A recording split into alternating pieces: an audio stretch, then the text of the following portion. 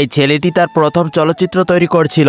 সে চেয়েছিল ছবির সবকিছু যেন আসল দেখায়, তাই সে দুটো গর্তের মাঝখানে একটা কাঠের তক্তা রাখলো, সেটার উপর মাটি চাপা দিল এবং বোমার মতো দেখানোর জন্য সেটার উপর জাপ দিল।